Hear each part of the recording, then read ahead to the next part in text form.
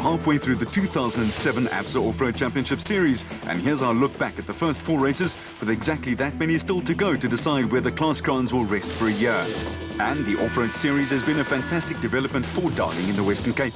Situated approximately 120 k's up the M7 from Cape Town to the west coast, this haven, made famous by comedian Pieter Dirk Uys and his alter ego Evita Besaidnout, hosted the circus for the 2nd year running, and the little town and surrounds has never quite been the same since. Darling in the Western Cape was the scene for the start then of National Series of 8 races, but the West Coast is always a true test, not only for the fact that it's the first of the season, but because somehow it always ends up being bone dry and dusty as the moon's surface. The testing had been done, the new liveries had been unveiled, the teams were assembled and ready to do battle, and it was a true test for each one of the 64 entries. The men who at the fastest early times were Gary Bertolt and Henry Costain, who changed their Atlas Copco's canary yellow livery to a turquoise blue and inserted a new gearbox, but the rest stayed exactly the same. They were still as quick as the proverbial racing snake. However, the motorite lads let it all hang out. The prologue affords you a relatively dust-free ride if you clock a time fast enough not to get left behind slower traffic. Cox and co-driver Henny Tersteger were determined. Their back 3.5 litre sounded in fine voice. In the SP class, there was the usual serious scrap. No mercy asked or given, and defending national champ Hannes Grobler and Francois Jordan poured everything into it to try to take the top spot for the production vehicles. The proudly South African Nissan Navara was going like a Bowie, and their teammates Duncan Foss and Ralph Pitchford, a good start for them was imperative. Mark Renier and Chris Birkin had a very encouraging season together last year and were keen to build on that this time round. The Castrol Toyota team would have been pleased, as they were just seconds off the pace. The route featured several long straights and then some truly twisty parts, which tested man and machine. 3 laps of about 130 k's each, and Cox opened up the taps early on the straights, while father and son Ryan and Nick Harper were making their big Atlas Copco Porter sing along. Well into the first loop, and Naeem Mosaji and Rayan Bodyana and the TTR Racing Jimco seemed to have things running nicely. They were 5th in class. Just behind them, clocking some very competitive intermediate times, it was Shimea Varayawa and his nav Siegfried Rousseau in the Total Motorsport Porter. They logged a 1 hour 25-minute timing for Loop 1. Looking slightly worse for wear, it was Clint Gibson and Mike Brown's absolute bat, with the front right wheel limping ever so slightly. For Nissan's Norwegian import Ivar Tollefsen and the Nissan Navara, the dry, dusty conditions took some getting used to, but he and co-driver Quinn Evans were getting the hang of it. Glenn Gibson and Mark Whitehurst in their absolute ace-co Nissan were 30th overall, going well and leading Class S. Hutchison, the 05 champion, was picking up where he'd left off and was in no mood to slow things down. While Alfie Cox had started 39 seconds behind his teammate on day 1 after the prologue, but he was on his way to clocking the fastest time for Loop 1, a 1 hour and 23-minute effort. But Grobler and Jordan themselves were just a few ticks off the clock off the pace, and in Darling, it's not often that the production cars keep pace with the space frame vehicles.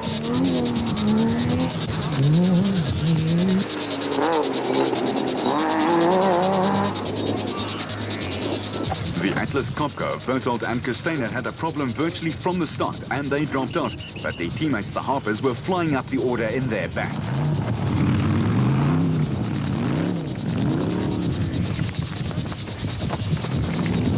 Varayawa and Rousseau were battling their car without back brakes, but it did not seem to slow them down much at all.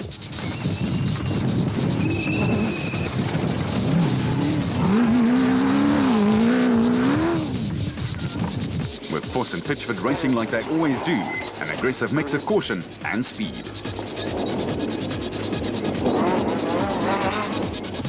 While lap 2 also meant a meaningful move from Mark Ronier and Chris Birkin, who despite hitting barbed wire and losing time with a puncture, were right in the thick of things.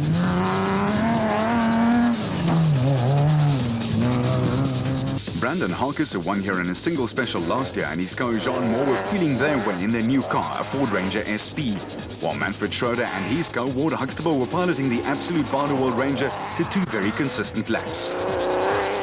For the national SP champions, Ford's Neil Woolridge and Kenny Scholthammer, there wasn't much joy as they were strangely off the pace and had to call it a day. Karl-Heinz Sulwalt and Mannekes Halberg were in superb form in their Sulwalt Transport Zarko and blazed into the top 10, overtaking 35 cars in the process. While Naeem Mosaji and Rehan Bodjana and the TTR Racing Jimco had just dropped 2 places down to 11th, but still going well. Nandus Alberts and Colin Hunter kept the Rapsabat's nose pointed in the right direction quickly enough all day, and they were 12th overall in 7th in Class A. While Gary Gillingham and Peter van Vieren in the Kopenhagen Hotel Bat had overtaken several teams, they were up from 23rd and into the top 15, with the newcomers of 06 father and son, Jan and Hendrik Kraai, just doing what they do so well, keeping it going and leading Class B.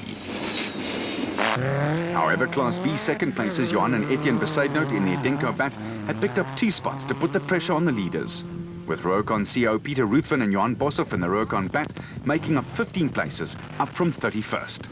Birthday boy Gareth Bork and brother Robert were having a fun time in the Super Bay Bat, while Chris Visser and Jaapie Baardnorst had to settle for 3rd in their Team Barberspan Castrol Toyota, but were pretty pleased with a good drive.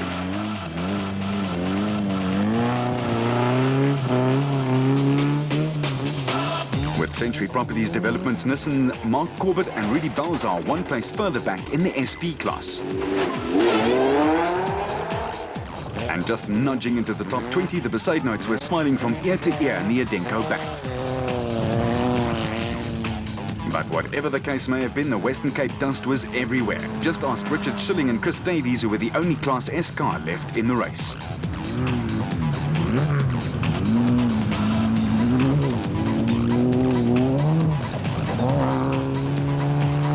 And in Class D, it was the brothers Duplessis, Yuri and Andre, who took line honours by more than 10 minutes. By now, more than 30% of the entrants were forced to call it a day.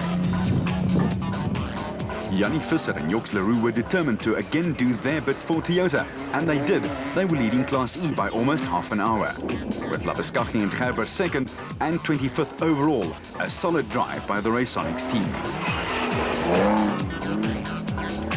Giel Nel and Sandra Labeskagni were 1 place further back, but were 4th in Class B, racking up the points. But there would be a heartbreak for the brothers Gary and Mark White, who had a surprise visit from a puncher just after this, and it dropped them down the order again after a good drive. Jack Peckham and Lucio Santoro were 2nd in Class E and 28th overall in the Ford Ranger 2-litre. With Cliff and Louis Weifeld in their Bosel Toyota Hilux 3rd in Class D, and happy to get to the finish after several small problems. And in the Toyota of Brian Martin and Oki Fourie, there was jubilation as they took 3rd in Class E. But at the finish line, one of the first of 8 races in the 07 ABSA Off-Road Championships, it was Motorite's Evan Hutchison and Akim Bergman who took the line honours in 4 hours and 26 minutes. And in the production car class, there was just no one who could pass a flying Nissan Navara in the hands of 3-time champion Hannes Grobler, who made it 2 for 2 in Darling. Hutchison and Bergman were good as gold, while the Motorite crew made it a double whammy when Cox and Terstegen nabbed 2nd.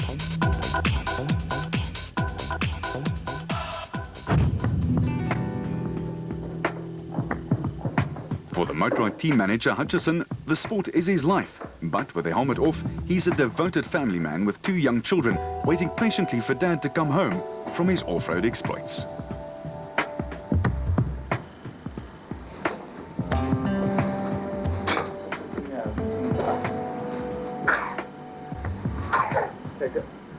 Go to the start again.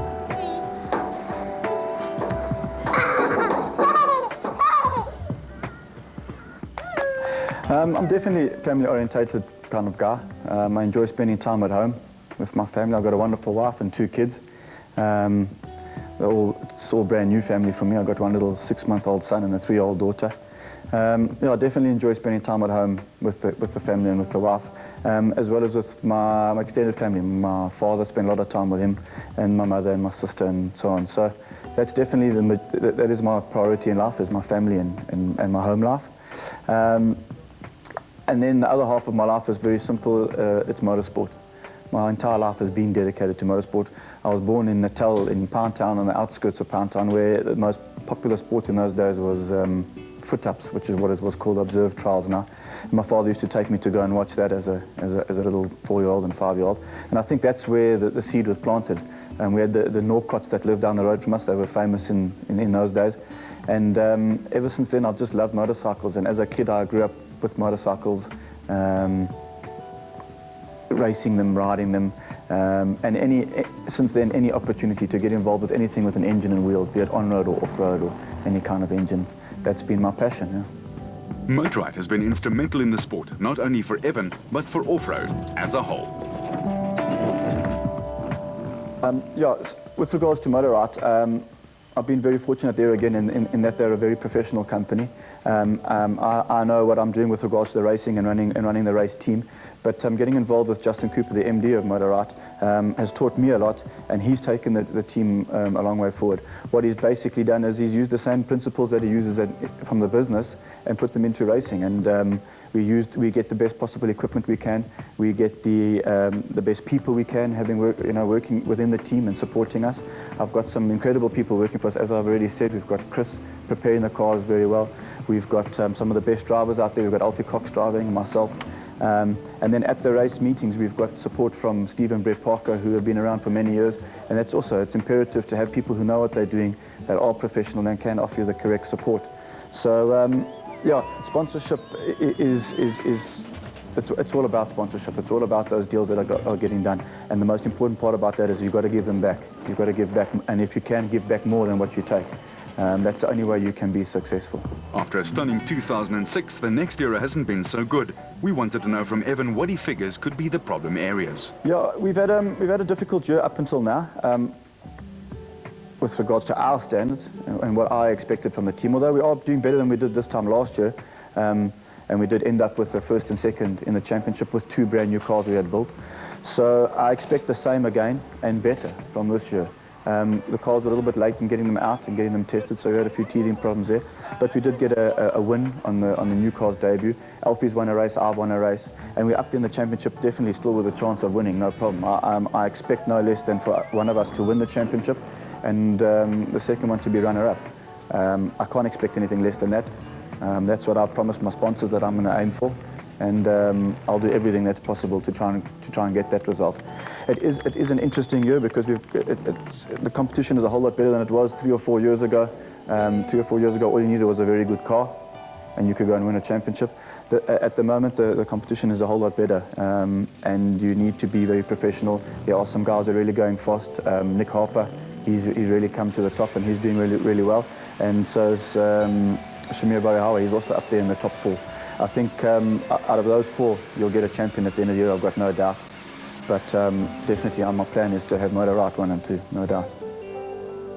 Vehicle and asset finance.